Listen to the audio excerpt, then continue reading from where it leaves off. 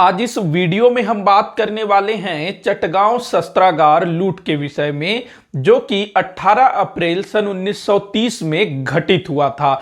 ये जो चटगांव है ना, ये वर्तमान समय में बांग्लादेश में है, लेकिन पहले क्या था कि जो बांग्लादेश है, पाकिस्तान है, सब जो है अखंड भारत के अंतर्गत आता था। तो चटगांव, पहले स्थान का नाम आप लोग ध्यान रखेंगे, चटगांव वर्तमान में कहां पर है? ये बांग्लादेश में है। अगर मैं आपको नक्शे में दिखाने की कोशिश करूं तो कुछ इस तरह से मैं भारत का नक्शा तैयार कर लेता हूं। ये पूरा पाकिस्तान बना लेते हैं पहले जमाने का। ये कुछ ऐसा, यहां नेपाल, ये सिक्किम, भूटान उस समय नहीं था, अलग ही था। ये जो है पूरा अपना क्या था? ये भारत। तो ये जो बीच में जो आता है ना बांग्लादेश, ये बांग्लादेश। तो यहां पर ये पूरा इस तरफ से आएगा बांग्लादेश का हिस्सा, ऐसे। तो बांग्लादेश में यहां पर कहीं इस तरफ चटगांव, इस तरफ कहीं पर जो है चटगांव स्थित है। तो पहले का हमारा जो भारत है ना, पूरा इतना बड़ा था, पूरा का पूरा जो पाकिस्तान है, पूरा का पूरा बांग्लादेश, ये भारत, इसके अलावा वो जो बर्मा था ना, उसको भी ब्रिटिश भारत में मिला दिया गया था। तो चटगांव कहां पर है ये आप लोग समझ गए होंगे। उस समय भारत में था, बंगाल प्रांत के अंतर्गत आता था। बंगाल प्रांत पूरा जो आज का जो पश्चिम बंगाल है, बांग्लादेश है, बंगाल, बिहार, उड़ीसा, ये सब जो है ना एक बंगाल प्रांत के नाम से जाना जाता था। बहुत बड़ा था बंगाल प्रांत। तो यहां पर चटगांव, तो चटगांव शस्त्रागार लूट। देखिए क्या था कि जो चटगांव है ना, वहां पर जो ब्रिटिश सरकार का जो शस्त्रागार था, आर्मरी, जहां पर वो लोग अपने हथियार, गोला बारूद, ये सब चीजें रखते थे, तो उसको क्रांतिकारियों ने लूटने का प्रयास किया था। हालांकि उसमें उनको पूरी तरह से सफलता नहीं मिली, लेकिन इसके बावजूद भी उन्होंने और काफी सारी गतिविधियों को अंजाम दिया, जिसमें उनको अच्छी खासी सफलता मिली और उस समय ब्रिटिश सरकार को उन्होंने हिला करके रख दिया था। तो चटगांव शस्त्रागार, या फिर इसको जो है चटगांव विद्रोह भी बोला जाता है, चटगांव विद्रोह अथवा चटगांव शस्त्रागार लूट। ये कब हुआ था? तो 18 अप्रैल, डेट आपसे पूछा जाता है, 18 अप्रैल 1930। अब देखिएगा, इसी समय जो है भारत में महात्मा गांधी जी के नेतृत्व में सविनय अवज्ञा आंदोलन चलाया जा रहा था। 12 मार्च 1930 से 6 अप्रैल 1930 तक गांधी जी ने दांडी यात्रा की। उसके बाद जो है सविनय अवज्ञा आंदोलन पूरे देश भर में फैला हुआ था। तो उसी टाइम पर पूर्वोत्तर में, ये जो बंगाल था, चटगांव था, पूर्वोत्तर में ना, पूर्वी भारत में, तो उस तरफ चटगांव में क्या हो रहा था? 18 अप्रैल 1930 को आर्मरी, मतलब जो शस्त्रागार है, उसको लूटा गया क्रांतिकारियों के द्वारा। नेतृत्वकर्ता कौन थे भाई? तो सूर्य सेन काफी बड़े क्रांतिकारी थे। इनको ना मास्टर दा भी बोला जाता था। क्या बोला जाता था? मास्टर दा, क्योंकि ये जो सूर्य सेन थे ना, एक टीचर थे, तो इसी कारण इनको जो है वहां प्रेम से मास्टर दा भी बोला जाता था। अब इनका प्लान क्या था? तो देखिएगा, जो सूर्य सेन थे ना, मास्टर दा, इन्होंने काफी लंबे समय से इसकी तैयारी कर रखी थी। चटगांव और उसके आसपास के क्षेत्र के जो युवा थे, जो क्रांतिकारी गतिविधियों में शामिल होना चाहते थे या फिर जो राष्ट्रवादी भावनाओं से प्रेरित थे, तो उनको उन्होंने काफी पहले से ही संगठित करना शुरू कर दिया था। और इनका जो संगठन था सूर्य सेन का, इसमें काफी सारे किशोर अवस्था के बालक भी थे, मतलब कि 12-15 साल के बच्चे भी थे, बहुत सारे। तो इन्होंने एक तरह से ना एक फौज खड़ी कर ली थी, एक छोटी सी आर्मी तैयार कर ली थी। अब भाई फौज बना ली है, तो फौज जो है बिना हथियार के क्या करेगी? डंडे से लड़ेगी क्या सामने वाले से? अगर सामने वाले के पास भी खाली डंडा होता तो डंडे से लड़ लेती, लेकिन सामने वाले के पास क्या है? गोलियां हैं, बंदूक है, गोलियां हैं, तो सामने वाले को भी वही चाहिए, तब तो लड़ेंगे ना। तो अब जो है यहां पर हथियारों की आवश्यकता होती है। तो यहां पर सूर्य सेन ये क्या प्लान बनाते हैं कि हम लोग जो हैं अंग्रेजों के ही आर्मरी, शस्त्रागार को लूटेंगे, वहां से जो भी हथियार, जो भी गोला बारूद मिलेगा, उसका प्रयोग हम लोग जो है अपनी गतिविधियों को अंजाम देने के लिए करेंगे, मतलब कि अपने भारत माता को स्वतंत्र कराने के लिए। अब यहां पर कौन कौन से क्रांतिकारी इनके साथ शामिल थे? तो देखिएगा, कुछ का नाम आप लोगों को याद रखना है। गणेश घोष, एक नाम याद रखेंगे, गणेश घोष, जिन्होंने उस दिन नेतृत्व किया था, गणेश घोष। हालांकि जो पूरे लीडर थे इस प्लान के, मास्टरमाइंड, वो थे सूर्यसेन, मास्टर दा सूर्यसेन।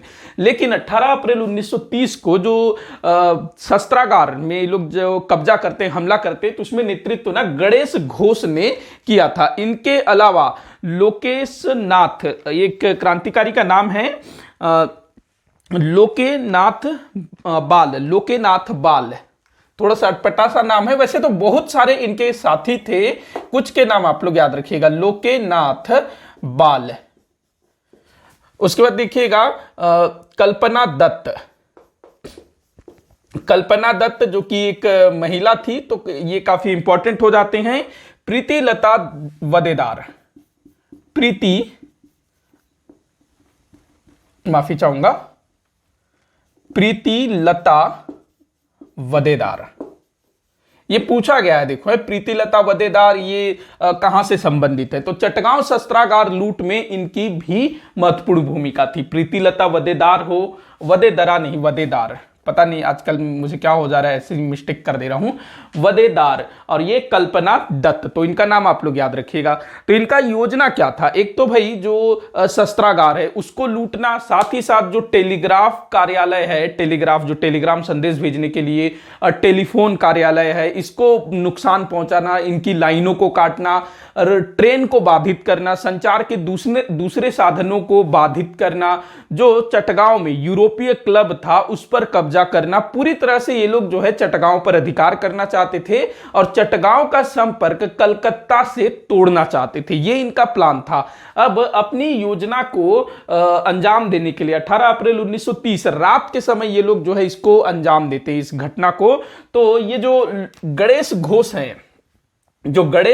हैं, इनके नेतृत्व में 65 क्रांतिकारी, गणेश घोष के नेतृत्व में 65 क्रांतिकारी पुलिस विभाग का जो शस्त्रागार होता है उस पर कब्जा कर लेते हैं। लेकिन यहां पर क्या होता है कि इनको केवल हथियार मिलता है, गोला बारूद का ये लोग पता नहीं लगा पाते हैं। तो एक तरह से जो है ये असफल था, लेकिन फिर भी ब्रिटिश सरकार के गाल पर एक बहुत बड़ा तमाचा था कि उनके शस्त्रागार को क्रांतिकारियों ने अपने कब्जे में कर लिया। हथियार इनको मिल जाता है लेकिन गोला बारूद का पता नहीं लगा पाते हैं। लेकिन दूसरी तरफ जो यूरोपीय क्लब था ना, जहां पर जो यूरोपीय लोग थे, जो अंग्रेज लोग थे, अंग्रेज अधिकारी हो गए और दूसरे तमाम अंग्रेज लोग या फिर अंग्रेजों के समर्थक लोग आया जाया करते थे, तो उस यूरोपीय क्लब में ये लोग कब्जा करने में कामयाब हो जाते हैं। 16 क्रांतिकारियों ने जो है यूरोपीय क्लब पर कब्जा कर लिया, 65 क्रांतिकारियों ने गणेश घोष के नेतृत्व में शस्त्रागार पर कब्जा कर लिया। इसके बाद ये लोग जो है टेलीफोन लाइन, टेलीग्राफ लाइन, इसके अलावा जो चटगांव को बाहर से जोड़ने के लिए जो भी ट्रेन रेल लाइन होती है उसको भी नुकसान पहुंचाने में ये सफल हो जाते हैं। इसके बाद जब ये पूरा छापा वापा होता है, मतलब शस्त्रागार में जब ये अटैक करते हैं, कब्जा करते हैं, यूरोपीय क्लब में कब्जा करते हैं, तो इसके बाद ये लोग जो हैं जो पुलिस शस्त्रागार होता है जहां पर इन 65 लोगों ने कब्जा किया था, उसके बाहर सब मिलते हैं और क्या करते हैं, जो सूर्यसेन जो कि इनके लीडर हैं, वो जो हैं अपनी सेना का सलामी लेते हैं और राष्ट्रीय ध्वज फहराते हैं वहीं पर रात के समय बाहर, पुलिस शस्त्रागार के बाहर। उसके बाद क्या होता है, एक अस्थायी क्रांतिकारी सरकार की घोषणा भी यहां पर की जाती है। लेकिन यहां पर क्या होता है कि जो कुछ पुलिस वाले जो ड्यूटी में थे, तो कोई एक पुलिस वाला जो है वो जो इमरजेंसी सायरन होता है वो दबा देता है, जिससे बाकी जो पुलिस वाले हैं उनको पता चल जाता है और जहां जहां इन्होंने कब्जा किया था, चाहे वो यूरोपीय क्लब हो या फिर पुलिस शस्त्रागार हो, तो वहां पर जो है जो पुलिस बल है वो पहुंचना शुरू हो जाती है। तो ये जो क्रांतिकारी हैं जिन्होंने थोड़ी बहुत सफलता प्राप्त की थी, तो ये लोग जो है रातों रात, मतलब कि सुबह होने से पहले ही चटगांव छोड़ देते हैं और पास ही में चटगांव पहाड़ियां हैं, मतलब चटगांव के पास ही पहाड़ियां हैं, तो वहां पर ये लोग शरण लेते हैं, वहां पर छिप जाते हैं और पुलिस वाले जो हैं इनको खोजते रह जाते हैं। लेकिन आगे चल करके ना 22 अप्रैल 1930 को, इंपॉर्टेंट डेट है, मैं इसको क्लीन करता हूं, 22 अप्रैल 1930, 22 अप्रैल 1930 को क्या होता है, हजारों की संख्या में ब्रिटिश पुलिस या फिर कहें ब्रिटिश सेना, वो जो है इन क्रांतिकारियों का पीछा कर रही थी, खोज रही थी, तो पहाड़ियों में क्रांतिकारियों के ठिकानों का पता लग जाता है। अब यहां पर हजारों की संख्या में ब्रिटिश पुलिस ने इन क्रांतिकारियों को घेर लिया, लेकिन जो क्रांतिकारी थे ना उनके पास हथियार थे, काफी सारे हथियार थे, लेकिन उतने पर्याप्त नहीं थे। कुछ इनको मिला था, गोला बारूद इनको नहीं मिल पाया था, बाकी हथियार काफी सारे मिल गए थे। फिर भी जो भी इनके पास थोड़ा बहुत गोला बारूद था इन क्रांतिकारियों के पास, उसी से ही इन्होंने इन पुलिस वालों के साथ मुठभेड़ की, लड़ाई की, गोलीबारी की। तो यहां पर आप लोग देखिएगा 80 पुलिस वाले मारे जाते हैं। मतलब 80 बहुत बड़ी संख्या है। 80 पुलिस वाले जो हैं इस गोलीबारी में, इस मुठभेड़ में मारे जाते हैं। इसका कारण यह था कि जो क्रांतिकारी थे ना वो एक ऐसे स्थान पर छिपे हुए थे, मतलब बिल्कुल पोजीशन में थे, कुछ ऊंचाई पर थे, तो वहां से जो है ये लोग अपने जो पुलिस वाले अंग्रेज हैं उनके ऊपर आसानी से गोली चला सकते थे। लेकिन दुर्भाग्य की बात यह है कि ये जो 80 पुलिस वाले मारे गए थे ना, ये सभी भारतीय थे। देखो अंग्रेज ना कभी भी अपने क्रांतिकारी बंधुओं से लड़ने के लिए ना खुद सामने नहीं आते थे। वो क्या करते थे, हमारे भारतीय भाई बंधु जो कि अपना मतलब पेट पालने के लिए ब्रिटिश सेना में, ब्रिटिश पुलिस में भर्ती हो जाया करते थे, तो उनको आगे किया जाता था। तो यहां भी अधिकतर जो है 80 पुलिस वाले जो मारे गए थे, अधिकतर कौन थे, भारतीय थे। और दूसरी तरफ सूर्यसेन के नेतृत्व में 12 क्रांतिकारी भी शहीद हो जाते हैं। तो यहां पर जो है ब्रिटिश पुलिस को बहुत बड़ा नुकसान था, 80 पुलिस वाले मारे जाना, तो ये बहुत बहुत बड़ी बात थी।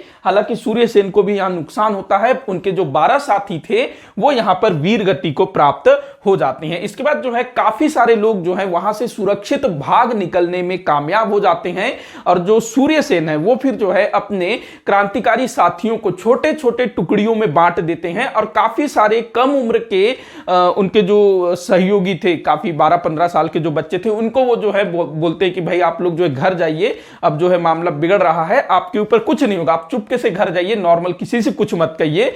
बाकी जो उनके साथ आना था, जो पुराने क्रांतिकारी थे, उनके साथ वो जो है यहां वहां शरण लेके छिपते फिरते हैं। अब ये जो केस है काफी लंबा चलता है, काफी सारी गिरफ्तारियां भी होती है, लेकिन जो प्रमुख जो क्रांतिकारी हैं वो पकड़ में नहीं आते हैं। लेकिन कुछ ही समय के बाद में धीरे धीरे पकड़ में आते हैं।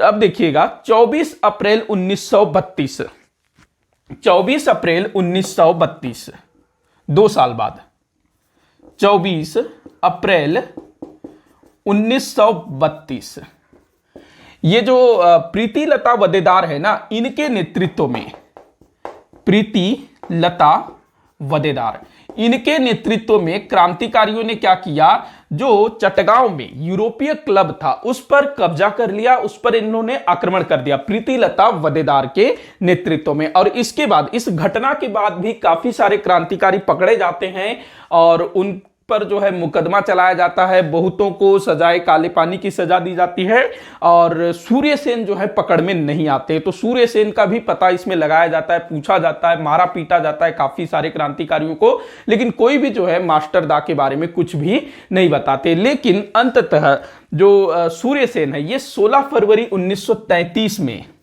16 फरवरी 1933 में गिरफ्तार कर लिए जाते हैं। देखो इनकी जो गिरफ्तारी है ना, ये मतलब इनके ही एक साथी जिनके यहां ये शरण लिए हुए थे, तो वो जो है सूर्यसेन पर जो इनाम रखा गया था, 10,000 रुपए का इनाम रखा गया था मास्टर दा के ऊपर, सूर्यसेन के ऊपर।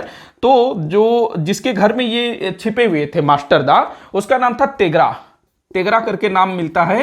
तो इसने जो है इस 10,000 रुपए के लालच में पुलिस को बता देता है कि ये जो मास्टर दा है मेरे घर में छिपे हुए हैं, और पुलिस वाले जो है उनको गिरफ्तार कर लेते हैं। हालांकि बाद में ये जो तेगरा है ना, इसको फिर जो मास्टर दा के जो दूसरे क्रांतिकारी थे जो बाहर थे, वो फिर ना इसको मार देते हैं, जिसने मास्टर दा को पकड़वाया था। अब जो है मास्टर दा के ऊपर इनको जेल में ले जाया जाता है, बंद किया जाता है, काफी उनको प्रताड़ित किया जाता है, उनके ऊपर मुकदमा चलता है, बहुत ज्यादा मारा पीटा जाता है। मतलब कि अमानवीय व्यवहार, मतलब एक क्रूरता की सारी हदें पार कर दी जाती है। मास्टर दा को उतना तड़पाया जाता है, उनके साथ उतना अत्याचार किया जाता है, बहुत ज्यादा उनको जो है प्रताड़ित किया जाता है। अंततः 12 जनवरी 1934, 12 जनवरी 1934 मास्टर दा को फांसी दे दी जाती है। तो 1 साल तक उनको जो है प्रताड़ित किया गया, लेकिन उन्होंने जो है अपने जो दूसरे जो उनके साथी थे जो बच गए थे, जेल पकड़े नहीं गए थे, उनमें से किसी के बारे में भी मास्टर दा ने नहीं बताया। देखिएगा, मास्टर दा ने इतना बड़ा जो है फौज तैयार किया था, तो उनकी ही पूरी जिम्मेदारी थी कि वो अपने हर एक साथी का ध्यान रखे, तो उन्होंने जो है किसी के बारे में कुछ भी नहीं बताया। तो इसके बाद जो है बाकी क्रांतिकारी उतने पकड़े नहीं जाते हैं। तो 12 जनवरी 1934 को मास्टर दा को फांसी दी जाती है। अच्छा, यहां पर ना मास्टर दा के साथ एक और क्रांतिकारी को फांसी दी गई थी, तारेश्वर दस्तीदार। तारेश्वर दस्तीदार, तारेश्वर दस्तीदार। आपसे पूछा जा सकता है कि मास्टर दा के साथ और किस क्रांतिकारी को फांसी दी गई, तो तारेश्वर दस्तीदार को 12 जनवरी 1934 मास्टर दा के साथ फांसी दी गई। कब पकड़े गए थे, ये सारा कुछ आप लोग ध्यान में रखिएगा, कभी कभी जो है यहां से क्वेश्चन पूछा जाता है। वैसे तो इन सब टॉपिक को अच्छे से डिटेल में किताबों में देना चाहिए, लेकिन ये सब चीजें जो है किताबों में उतना डिटेल से नहीं मिलता है। तो ये था भाई चटगांव शस्त्रागार लूट अथवा चटगांव विद्रोह। तो मुझे पूरी आशा है कि आप लोगों को वीडियो अच्छा लगा होगा। कुछ भी डाउट हो तो नीचे कमेंट बॉक्स में जरूर बताइएगा। वीडियो को आखिर तक देखने के लिए बहुत बहुत धन्यवाद।